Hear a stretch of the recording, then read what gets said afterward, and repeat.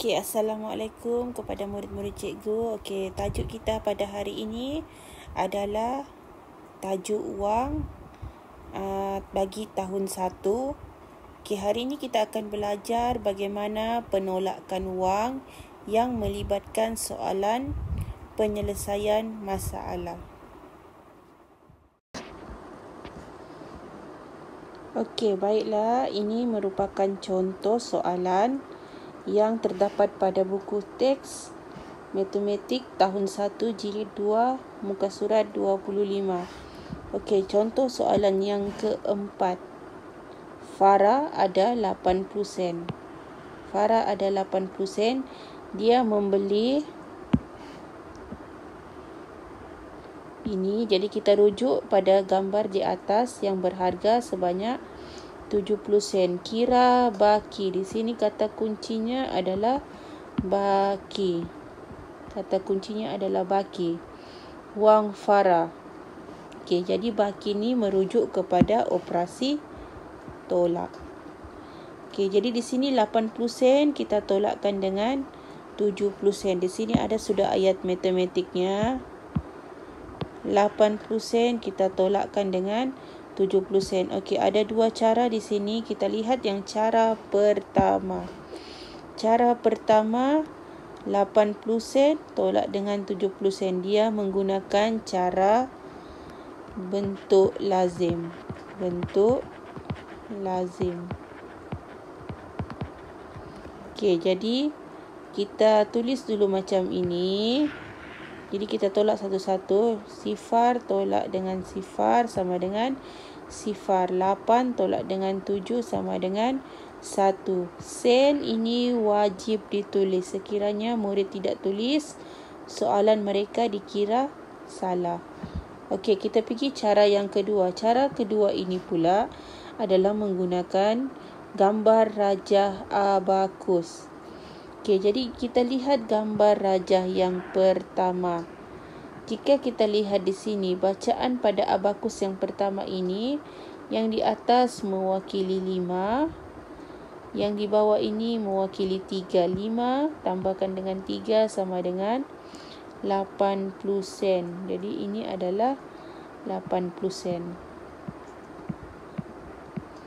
Okey, abakus yang kedua.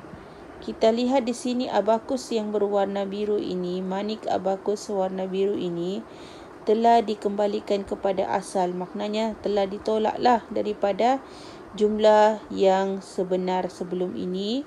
Jadi kita lihat yang warna biru, yang ini mewakili 5. Yang ini setiap satu adalah 1, 5, 6, 7. Jadi tolakkan dengan 70 sen. Okey, gambar abakus yang terakhir ini mewakili jawapan yang dapat sekiranya kita menolak 80 sen tolak dengan 70 sen dengan menggunakan abakus. Okey, jadi kita tolak tadi dari sini. Jadi tinggallah 1. 1 ini mewakili 10 sen. Okey. Jadi baki wang Farah ialah 10 sen. Okey, kita pergi contoh soalan yang kedua. Cari beza harga. Okey, cari beza. Beza ini adalah operasi tolak. Harga antara panda dengan topi. Jadi dia bagi sini, kita lihat di atas balik, panda RM3, topi RM5. Jadi di sini kata kuncinya beza. Beza adalah operasi tolak. Okey, beza ni adalah operasi tolak. Jadi di sini ayat matematiknya RM RM6 tolakkan dengan RM3. Okey. Jadi di sini cara yang pertama, yang ini dia menggunakan kaedah garis nombor, iaitu secara menurun. Okey, ini RM6 harga bagi topi. Kita tolakkan dengan harga keychain panda itu. Jadi 1, 2, 3. Kenapa 3 kali lompat? Kerana ditolak sebanyak RM3. 3. Jadi dapat. Okey, contoh soalan yang seterusnya. Saiful ada RM10. Dia mendermakan sebanyak RM4 kepada orang miskin. Berapakah wang yang tinggal? Jadi di sini kata kuncinya yang tinggal, maknanya operasi tolak. Okey, jadi di sini ada sudah ayat matematiknya.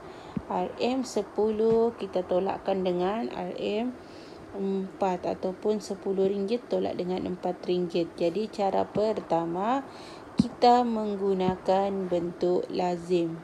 Kita tulis RM mewakili ringgit Malaysia 10 tolakkan dengan RM4. 4 kalau boleh biasakan murid ini adalah nombor yang kedua. Tulis daripada belakang. Jadi murid tidak salah tulis. Kadang-kadang murid dia akan salah tulis begini. Okey, jadi bila dia tulis daripada depan, 4 tu berada di belakang 1. Jadi ini adalah salah. Sebab itulah saya tekankan untuk nombor yang kedua, sila tulis daripada belakang nombor yang pertama. Supaya susunan nombor yang murid tulis itu tidak salah. Okey, jadi RM10 tolak dengan RM4. Jadi minta anak-anak menggunakan jari mereka.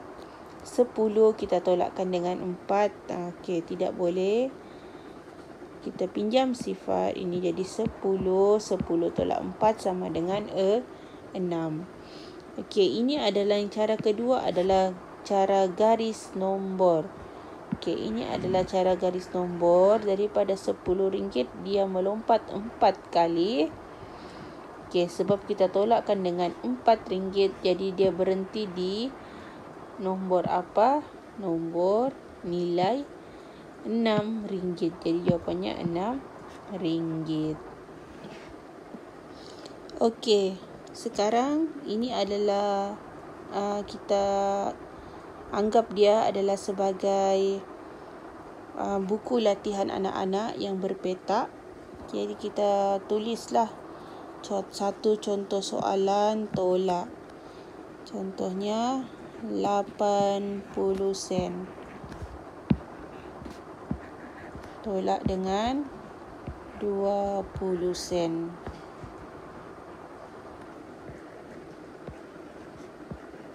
Okey, kalau boleh biasakan anak-anak tulis dengan kemas. Macam mana kita memastikan anak-anak tulis dengan kemas?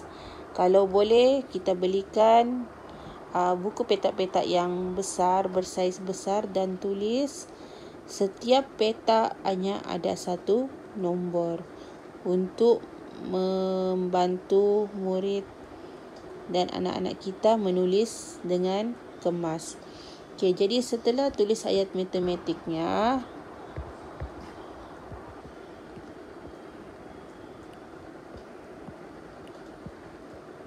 okey, kita boleh selesaikan menggunakan bentuk lazim. Okey, bentuk lazim kita tulis di bawah sini 80 sen. Okey, tolakkan dengan 20 sen. Okey, jadi kita gariskan dia. Okey, kalau anak-anak ada pembaris, biasakan mereka menggaris dengan menggunakan pembaris untuk memastikan kerja mereka lebih kemas. Okey, jadi kita tolak sifar tolak sifar sama dengan sifar. Okey, 8 tolakkan dengan 2 sama dengan 6. Okey, tulis semula sennya.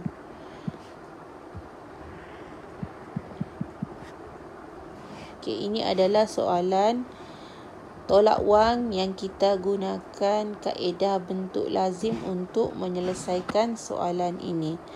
Okey, soalan yang kedua. RM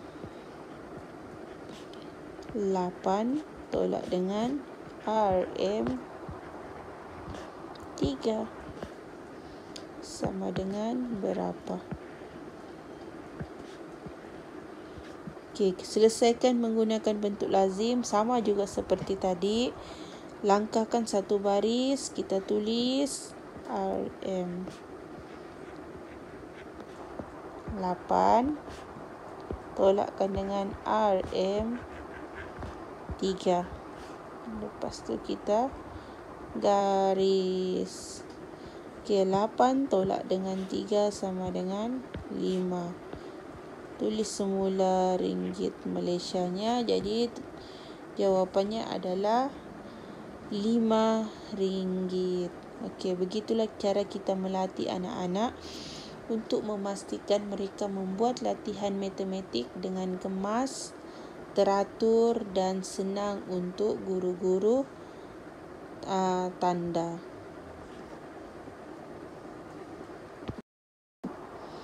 Okey, baiklah, latihan hari ini untuk anak-anak buat di rumah adalah buku aktiviti jilid 2, muka surat 24 dan juga 25. Okey, contoh yang soalan muka surat 24 perlu diselesaikan menggunakan bentuk lazim. Okey.